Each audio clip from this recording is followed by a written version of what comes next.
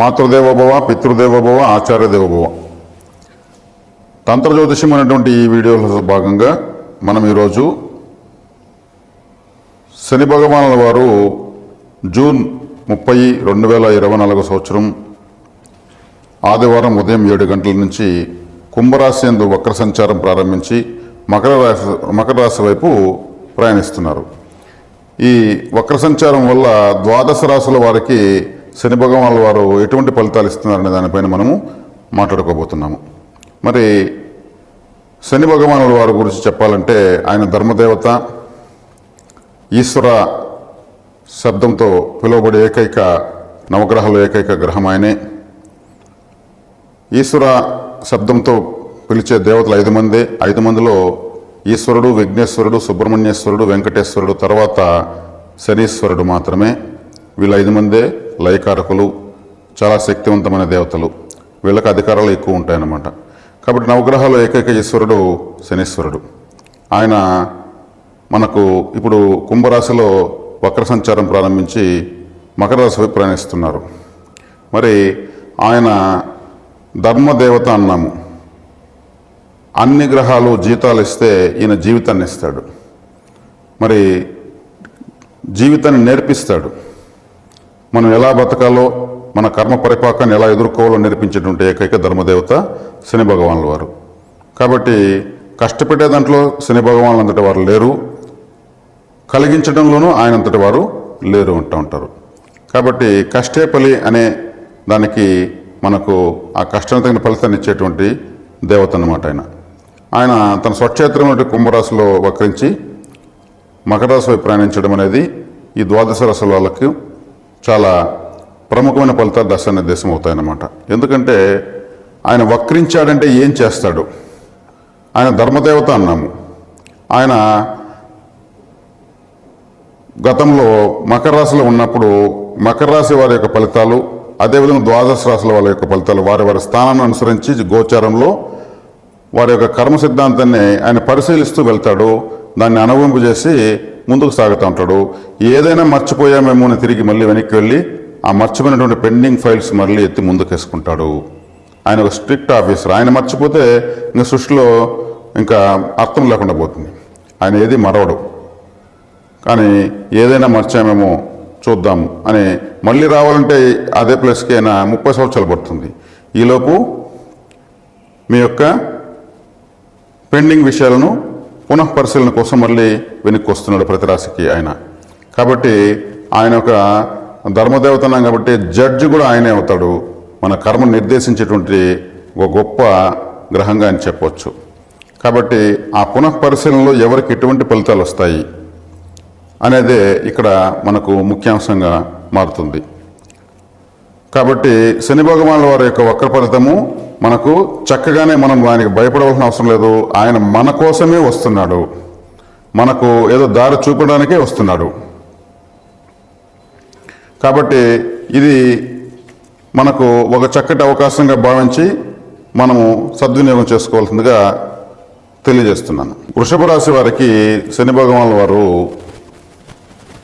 దశమ స్థానంలో వక్రించి భాగ్యస్థానం వైపు వెళ్తున్నారు. అంటే మీ కర్మస్థానం నుంచి పితృస్థానం వైపు, భాగ్యస్థానం వైపు ఆయన వెళుతున్నారు. గతంలో మీరు దూర ప్రాంతాలలో చేసినటువంటి వృత్తి, ఉద్యోగ, వ్యాపారాలకు సంబంధించినటువంటి ఆగిపోయినా నిలిచిపోయినటువంటి పనులు, పితృ సంబంధమైనటువంటి కార్యక్రమాలు కావచ్చు, లేదంటే మీ తండ్రి నుంచి మీకు సంక్రమించాల్సినటువంటి ఆస్తులు కావచ్చు, మీ తండ్రి యొక్క ఆరోగ్యం కావచ్చు, అదేవిధంగా మీ యొక్క భాగ్యము అంటే మీ యొక్క పూర్వజన్మ పుణ్యము మీకు ఏదైనా దక్కకపోయినా కూడా ఈ భాగ్యస్థానం వైపు వెళుతున్నాడు. కాబట్టి ఆయన మీకు అది అందేదానికి మీ ముందుకు కొన్ని అవకాశాలు తీసుకొస్తున్నాడు. కాబట్టి మీరు దూర ప్రాంత ప్రయాణాలు గతంలో ఆగిపోయేసి అవి పెండింగ్ పడినవి మళ్ళీ మీకు ప్రారంభం అయ్యేదానికి చాలా అవకాశాలు ఎక్కువ ఉన్నాయి. తండ్రికి సంబంధించినటువంటి ఏదైనా ఆస్తి పంపకాలు కానీ ఇవేమైనా ఉంటే కూడా ఇప్పుడు మీకు వాటిలో ఒక స్పష్టత వచ్చి మీకు రావాల్సింది మీకు వచ్చేదానికి బలం ఎక్కువ ఉంది. తండ్రి కూడా మీకు వాటిని ఇవ్వడానికి సుముఖత, ఇన్ని రోజులు తన ఇష్టం లేకపోయినా ఇప్పుడు మీకు ఇవ్వడానికి ముందుకు వచ్చేదానికి అవకాశం ఉంది. ఎందుకంటే శని భగవాన్ వారు ఆగిపోయిన దాన్ని మళ్ళీ తీసివ్వడానికి పునః పరిశీలన కోసమే నీకు వెనక్కి వెళ్తున్నాడు కాబట్టి మీది మీకు వచ్చేదానికి అవకాశం ఉంది. లేదు వయోభారం ఎక్కువ వేసి తండ్రి గతించిన వారు కూడా వారి తండ్రి ఆస్తి మీకు సంక్రమిస్తుంది కాబట్టి అవన్నీ కూడా మీకు సంక్రమించేదానికి బలం ఏర్పడుతూ ఉంది. పితృస్థానం వైపు ఆయన ప్రయాణిస్తున్నారు కాబట్టి. అదేవిధంగా దైవ ఆలయము అంటే 9వ స్థానం. దైవ సంబంధమైనటువంటి అనుగ్రహాలు కూడా మీకు ఖచ్చితంగా కలుగుతాయి. ఎందుకంటే ఆయన 9వ స్థానము అది భాగ్యము అన్నారు. ఆ భాగ్యస్థానము దైవస్థానము ఆలయము గురువు అంటారు. ఆ అనుగ్రహాలన్నీ కూడా మీకు సంక్రమిస్తాయి. అదేవిధంగా 9వ స్థానం అంటే వృషభ రాశి వారికి శని కూడా బాధకాధిపతే. గతంలో మీరు బాధించబడే ఉన్నారు, కానీ దాని యొక్క ఫలితాన్ని ఇప్పుడు మీకు ఏదైనా పెండింగ్ ఉంటే మీకు అప్పగించి ఆయన మళ్ళీ ముందుకు ప్రయాణిస్తారు. కాబట్టి ఈ అవకాశాలను చక్కగా ఆలోచించుకొని సద్వినియోగం చేసుకోవాల్సిందిగా తెలియజేస్తున్నాం. వృషభ లగ్నం వారికి శని భాగ్యాధిపతి మరియు దశమాధిపతి అయినా కానీ బాధకాధిపతి కూడా ఈయన అయ్యాడు. మరి మిత్రగ్రహంగా ఉండి కోణాధిపతిగా ఉండి కేంద్ర కోణాధిపతిగా ఉండి బాధకాధిపతి కూడా ఈయన అయ్యాడు. కాబట్టి మీకైతే భాగ్యాన్ని ఇస్తాడు, కానీ కాస్త నోటి మీద కొట్టకుండా వీపులో తట్టి ఇస్తాడు, నేర్పించి ఇస్తాడు అన్నమాట. వృషభ రాశి అంటే ఆయనకు మిత్రరాశి శుక్రభగవానుల వారిది. కాబట్టి ఇప్పుడు కూడా మీకు ఏదైనా ఒక గుణపాఠం చెప్పి ఇస్తాడు, నేర్పించే గ్రహమే శని భగవానుల వారు. కాబట్టి తన మిత్రరాశి వాళ్లకు అంత అలసుగా అయితే ఇవ్వడు. కాస్త మీరు శని భగవానులు వస్తున్నారు కదా మనకేదో ఇచ్చేస్తారని ధీమాగా మాత్రం ఉండకూడదు. ధీమాగా ఉన్న వాళ్ళకి శని భగవానులు అనుగ్రహించాడు. ఆయన ఎప్పుడూ క్రమశిక్షణతోనే ఉంటాడు. క్రమశిక్షణ లేకపోతే శని భగవానుల వారు లేరు. అందుకే ఆయన జడ్జి అయ్యారు. శని భగవానుల వారు ఆయన మనకు అనుగ్రహించాలంటే పరిహారాల వైపు పరుగులు తీస్తూ ఉంటారు ప్రపంచమంతా. మరి తైలాభిషేకాలకు మరి ఇంకెక్కడో గొప్ప గొప్ప శని భగవాన్ యొక్క క్షేత్రాలకు వెళ్ళి దర్శించుకుని ఆరాధించి చేస్తూ ఉంటారు. ఆయన ఎన్నో బాధలు చెప్పుకుంటూనే ఉంటారు. ఆయన తైలాభిషేకాలకు నమస్కారాలకు ఇంక దేనికైనా లొంగడు, ఖచ్చితంగా లొంగడు. మనము ఆశ కొద్దీ మనం చేస్తూ ఉంటాము.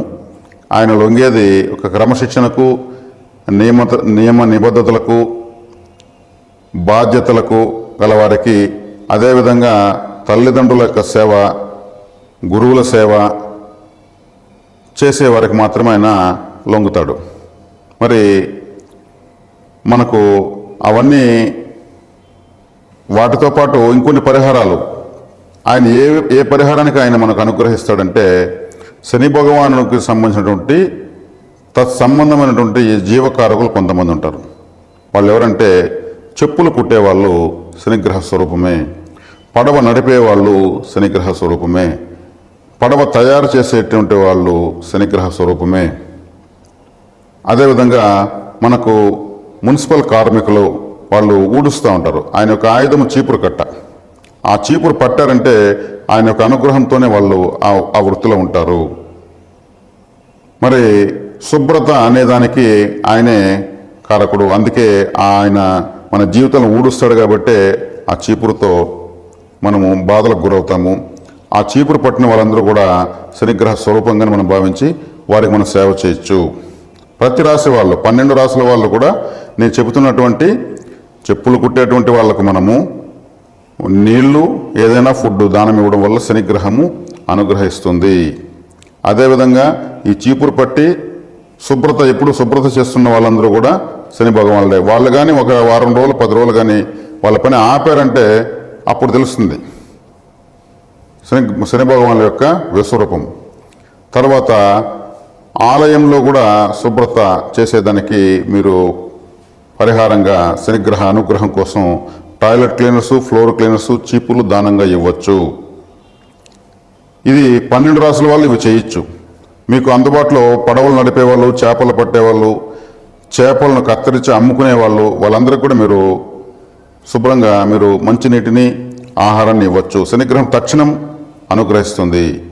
సముద్రంలో చేపలు పట్టే వాళ్లకు చుట్టూ నీళ్ళే ఉంటాయి, తాగడానికి నీళ్ళు ఉండవు. ఇదే విచిత్రం.